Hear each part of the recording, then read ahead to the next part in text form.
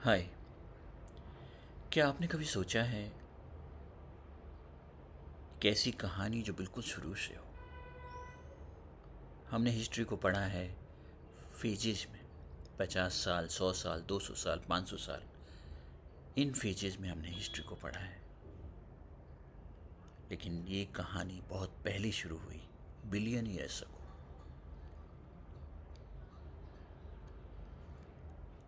हम एक ऐसे मूविंग स्टोन पे रहते हैं, प्लानट पे रहते हैं, जहाँ सन 240 किलोमीटर पर सेकेंड, अर्थ 30 किलोमीटर पर सेकेंड और मून 1 किलोमीटर पर सेकेंड से चले ही जा रहे हैं।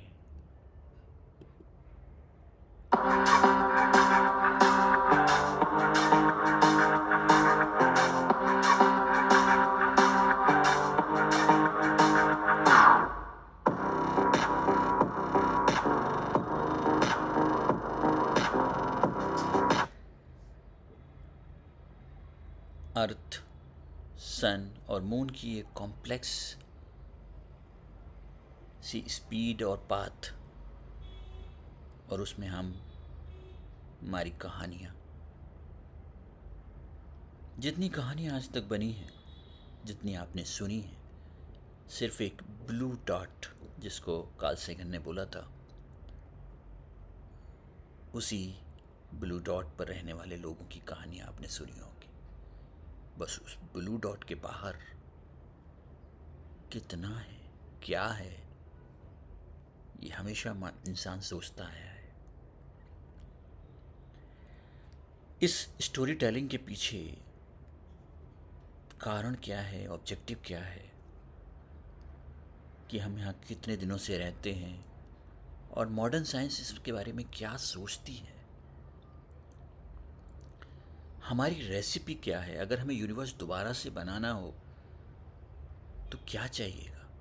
सन बनाना हो, अर्थ बनाना हो, लाइफ बनानी हो, तो आखिर कौन सी रॉ मटेरियल, कौन सी रेसिपी लगेगी? इन सब का काउंटर नैरेटिव क्या है? आज की कहानी में वैज्ञानिक क्या सोच रहे हैं, किन लोगों का क्या कंट्रीब्यूशन रहा, इनमें क्या क्या कॉम्प्लेक्सिटी आई। तो ना सिर्फ स्टोरी हम आज तक पढ़ेंगे, बल्कि हम ये भी सोचने की कोशिश करेंगे कि आगे क्या। इस पूरी कहानी की कॉम्प्लेक्सिटी इसलिए ज़्यादा है क्योंकि ना सिर्फ हम वेरियस टाइम जोन में जाएंगे, जहाँ सेकंड के छोटे छोटे पोर्शंस में जाएंगे, बल्कि स्पेस के भी बड़े बड़े बड़े बड़े पोर्शन में जाएंगे, जो ह्यूमन माइंड के लिए ग्रास्प करना इजी नहीं होता है। और एक कॉम्प्लेक्सिटी है कि इसमें वेरियस स्ट्रीम है complexity, like cosmology, astronomy, physics, chemistry, biology, botany, zoology, history. इन सब कहानियों को जोड़ते हुए हम आज तक पहुंचेंगे। तो आज का लेक्चर 1 है, ट्रेडिशनल व्यू क्या है। इंसान पहले क्या सोचा होगा कि यूनिवर्स कैसे आया। हर वेरियस कल्चर्स ने इसके बारे में डिफरेंट व्यू दिए। इस प्रेजेंटेशन में हम सिर्फ दो व्यूज़ को लेंगे। हिंदुइज्म में ऋग्वेद में 3200 साल पहले बताया था कि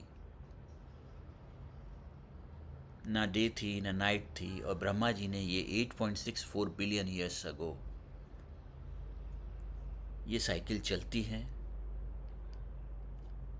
और कोई ना कोई बिग बैंग टाइप हुआ था जो आज की मॉडर्न एजम्पशन के काफ़ी नज़दीक है। हिंदुइज्म में मानते हैं कि 3 गॉड होते हैं। ब्रह्मा क्रिएट करते हैं, विष्णु प्रिजर्व करते हैं, और शिवा इस पूरी साइकिल को डिस्ट्रॉय करते हैं। और एजम्पशन ये है कि साइकिल रिपीट होती जाती है। ऋग्वेद में बहुत अच्छे तरीके से इस नसद्या सुक्ता में बताया गया है,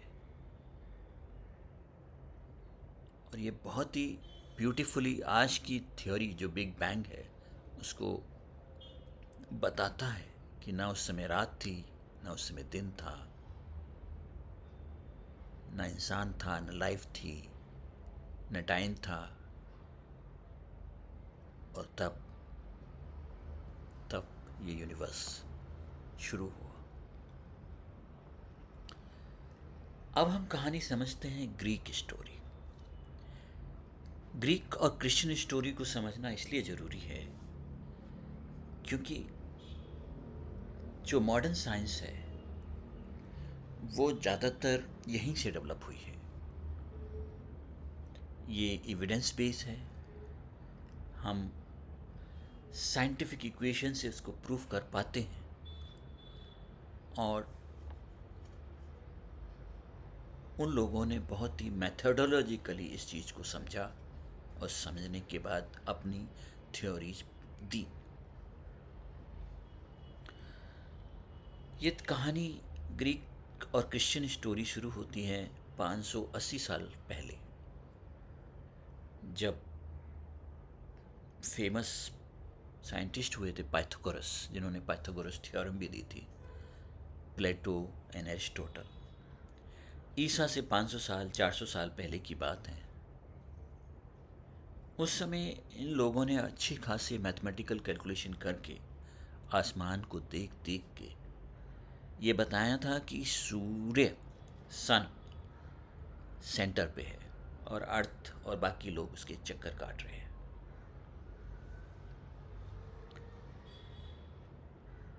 कहानी तब तक चलती रही। ये कहानी लगभग 500 साल तक लोगों ने बिलीव किया। उसके बाद एक बहुत इन्फ्लुएंशियल टोलोमी आए, जो ईशा के 100 ईयर्स यानी दूसरी शताब्दी में आए होंगे। 120 में वो पैदा हुए थे और 180 में वो एक्सपायर हुए थे, तो 60 साल की उम्र उनकी रही होगी जब। लेकिन वो बहुत ही मैथमेटिशियन थे, अच्छे मैथमेटिशियन थे। उनका बहुत इफ़ेक्ट था क्रिश्चियंस में, चर्च पे कंट्रोल था। और उनकी जो थ्योरी उन्होंने डेवलप की उस समय वो ये थी कि अर्थ इज़ द सेंटर, मतलब अर्थ ही सेंटर के है। अर्थ से सन के बीच की दूरी उन्होंने बराबर कैलकुलेट की थी, जो आज भी हम कैलकुलेट करें तो आसपास आती है। तो बहुत अच्छे मैथमेटिशियन थे, और सबसे बड़ी बात थी उनको चर्च का बैकअप था। चर्च के गुरु, चर्च के लोग उनको बहुत मानते थे। उन्होंने थ्योरी में दिया कि दो तरह के दुनिया है। एक परफेक्ट की दुनिया जो भगवान की दुनिया है, अल्लाह की, गॉड की दुनिया है, और दूसरा जो इम्परफेक्ट दुनिया है, जो इंसानों की दुनिया है। तो उनके हिसाब से चंद्रमा तक, मून तक जो दुनिया है वो इम्परफेक्ट है। वहाँ इंसान रहते हैं जो पाप करते हैं। उनके हिसाब से गॉड ने ये दुनिया लगभग 4000 साल पहले क्रिएट की थी, और मून के बाद जो दुनिया है वो एकदम परफेक्ट दुनिया है। और वहाँ पर क्रिस्टलाइन स्पीयर में, जो कि सॉलिड है, परफेक्ट स्पीयर में, सर्कल्स में बाकी प्लैनेट घूम रहे हैं और सन भी घूम रहा है। ये कहानी बतानी इसलिए ज़रूरी है कि ये कहानी लगभग 1200 साल तक इंसान इसी कहानी पर बिलीव करते रहे। उसके दो रीजन थे। एक, टोलोमी जो थे वो काफ़ी अच्छे मैथमेटिशियन थे। दूसरा, उनको चर्च का बहुत बड़ा सपोर्ट था। उसके बाद कहानी में फिर बदलाव हुआ। हम आगे चलते हैं लगभग 1400 साल 1200 साल बाद में। 1200 साल बाद निकोलस कोपरनिकस ने आए और उन्होंने इस कहानी को रिवर्स किया। उन्होंने अलग तरीके से सोचना शुरू किया। उनकी कहानी में सन वॉज द मेजर एक्टर। तो 1500 के आसपास उन्होंने अपनी थिंकिंग को रिवर्स किया लोगों की को, और उन्होंने बोला कि हीवन जो हेवन है वो क्रिस्टलाइन परफेक्ट स्फीयर नहीं है। सन हमेशा सेंटर में रहता है। और उन्होंने जो थ्योरी में एक लूप होल पाया था, जो टोलोमी की जो थ्योरी थी कि जब भी हम अर्थ से देखते हैं तो बहुत सारे प्लैनेट आगे की डायरेक्शन में मूव करते हैं और कुछ दिनों बाद पीछे चलने लगते हैं, जिसको हम रेट्रोग्रेड मोशन कहते हैं। ये अर्थ सेंटर मॉडल में पॉसिबल नहीं है। ये बहुत बड़ा सवाल था। टोलोमी के लोग बहुत बोलते थे कि जब इतनी स्पीड पर अर्थ चल रही है तो हमें क्यों फील नहीं होती। इसलिए वो अर्थ को स्टेशनरी मानते थे कि अर्थ जो है वो रुकी हुई है, बाकी लोग घूम रहे हैं। तो उसी स्पीड से अगर मैं बॉल को ऊपर की तरफ फेंकूं तो बॉल पीछे गिरनी चाहिए, क्योंकि अर्थ मूव कर रही है। मैं आगे निकल गया। उसका बहुत ही खूबसूरत जवाब कोपरनिकस ने दिया था। उन्होंने कहा कि जब हम मूव करते हैं तो बॉल भी मूव कर रही है, तो बॉल वहीं गिरेगी जहां हम ने जिस हाथों से हम उन्हें फेंका है। सेम चीज़ होती है हमारे साथ जब हम ट्रेन में चलते हैं, सेम चीज़ होती है जब प्लेन में चलते हैं, क्योंकि हर चीज़ मूव कर रही है उसी स्पीड से, तो हमें रिलेटिव स्पीड का अंदाज़ा नहीं होता है। उन्होंने रेट्रोग्रेड मोशन का जो पजल था उसको भी सॉल्व किया कि अगर अर्थ सेंटर में है तो इसको एक्सप्लेन नहीं किया जा सकता। और सबसे बड़ा जब पजल था कि गॉड ने एक परफेक्ट दुनिया बनाई है, उसका मिथ भी उन्होंने तोड़ा। क्योंकि जब भी वो आसमान की तरफ देखते थे तो कॉमेट को चलते हुए देखते थे जो सीधी रेखा में चलते हैं। वो गॉड के परफेक्ट हेवन स्ट्रक्चर में पॉसिबल नहीं था, क्योंकि वहाँ कोई चीज़ चल ही नहीं सकती थी।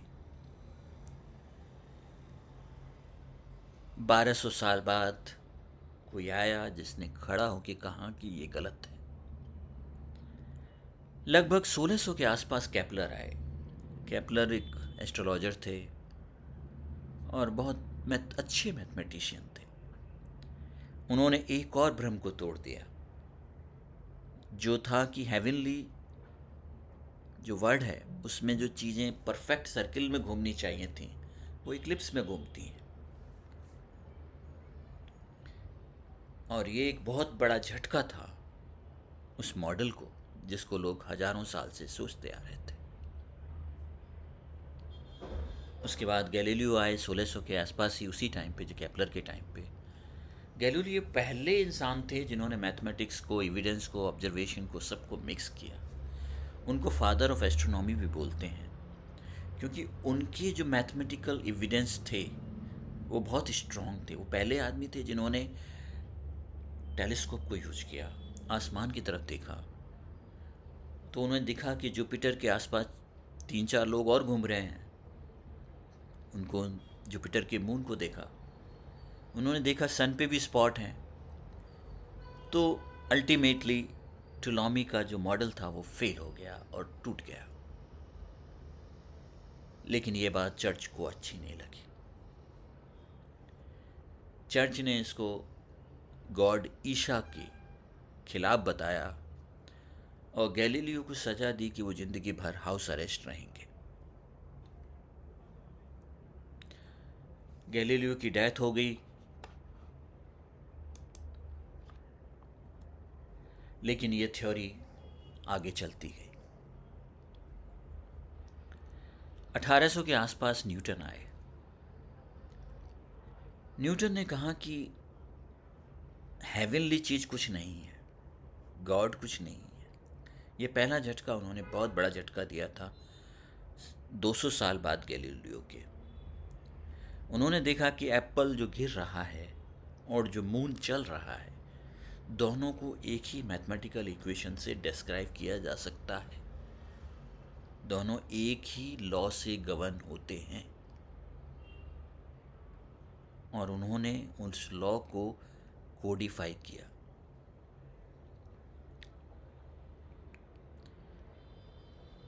उसके बाद 1905 में आइंस्टीन ने अपनी थ्योरी ऑफ रिलेटिविटी दी, और उनका एक रोल था कि स्पेस बहुत बड़ा रोल प्ले करता है इस पूरे पूरे जो भी चल रहा है उसमें। स्पेस एक बहुत बड़ा प्लेयर है। ट्रेडिशनल मॉडल चलते गए, लोगों ने सोचते गए, लोग अपना एविडेंस रखते गए, काउंटर नैरेटिव देते गए, और ये कहानी 1905 में जब आइंस्टीन ने इक्वेशन बनाई तो उन्होंने एक गलती की कि space is equal to matter. क्योंकि आइंस्टीन सोचते थे कि मैं आसमान की तरफ जब भी देखता हूँ, मुझे आसमान एकदम स्टेबल दिखता है। अगर मैटर ज़्यादा होता तो ग्रेविटी की वजह से सब कुछ कोलैप्स हो जाता, एक जगह आके फट जाता, टूट जाता। अगर स्पेस ज़्यादा होता तो सब कुछ एक दूसरे से दूर भाग रहा होता, जो मुझे नहीं दिख रहा है आसमान में। तो उन्होंने एक इक्वेशन बनाई जिसको space is equal to matter का नाम दिया, और वो काफ़ी फेमस मैथमेटिकल इक्वेशन बन गई। उसके बाद 1920 में मेजर ब्रेक थ्रू हुआ जो इयान हबल ने किया। इयान हबल की बड़ी इंटरेस्टिंग स्टोरी है। वो लॉयर थे, उनके फादर उनको लॉयर बना कर देखना चाहते थे, बट उनको लॉ का कोई इंटरेस्ट नहीं था। वो जब तक फादर रहे तब तक लॉ करते रहे। जैसे ही फादर एक्सपायर हुए, उन्होंने लॉ छोड़ दिया और टेलीस्कोप उठा लिया। 1920 में, 1920 में, मैथमेटिकली उससे पहले बहुत लोगों ने बोला था आइंस्टीन को कि ये पॉसिबल ही नहीं है कि स्पेस मैटर बराबर हों, आपकी खुद की इक्वेशन गलत बोल रही हैं। बट आइंस्टीन नहीं मान रहे थे। बट हबल ने टेलीस्कोप उठाया और अपना इक्वेशन बनाया। उन्होंने देखा जो जितनी दूर खड़ा है वो उतनी तेजी से दूर भाग रहा है, मतलब यूनिवर्स एक्सपेंड हो रहा है। उनके जो प्रूफ थे वो इतने स्ट्रांग थे कि कोई भी उसको क्रॉस नहीं कर सकता था। हम इस ग्राफ से समझ सकते हैं जो उन्होंने दिया था वो इतना परफेक्ट ग्राफ नहीं है, लेकिन जैसे जैसे डिस्टेंस बढ़ती जा रही है गैलेक्सीज की, उतनी उतनी स्पीड बढ़ती जा रही है, यानी सब लोग हमसे दूर भाग रहे हैं। इसके बाद एक मॉडल जनरेट हुआ जिसका नाम था बिग बैंग, जिसको आज हम बिलीव करते हैं। ट्रेडिशनल मॉडल्स का एंड हुआ। बिग बैंग का नाम इंग्लिश एस्ट्रोनॉमर फ्रेड हॉयल ने दिया था, और वो एक्चुअली पूरी ज़िंदगी बिग बैंग के खिलाफ लड़ते रहे। उन्हें लगता था कि बिग बैंग राइट मॉडल नहीं है। बिग बैंग का मॉडल ऐसा है कि एक बार कोई धमाका हुआ, उसके बाद यूनिवर्स बना जो आज भी फैल रहा है, और हम इजीली बता सकते हैं कि कब हुआ होगा धमाका, क्योंकि जिस स्पीड से यूनिवर्स फैल रहा है उसको पीछे ले जाइए तो एक दिन शुरू वहीं से हुआ था, जिसकी कैलकुलेशन आती है 13.8 बिलियन ईयर्स अगो। तब से वो उसी स्पीड से फैले जा रहा है। ये मॉडल इंग्लिश एस्ट्रोनॉमर को पसंद नहीं था और पूरी ज़िंदगी इस मॉडल को अगेंस्ट एक अल्टरनेट मॉडल दिया था जिसको हम स्टेटी स्टेट कॉस्मोलॉजी बोलते हैं। अब हम लेक्चर 2 पे जाएंगे नेक्स्ट लेक्चर में, जहां हम बिग बैंग क्या है उसको समझने की कोशिश करेंगे। Thank you.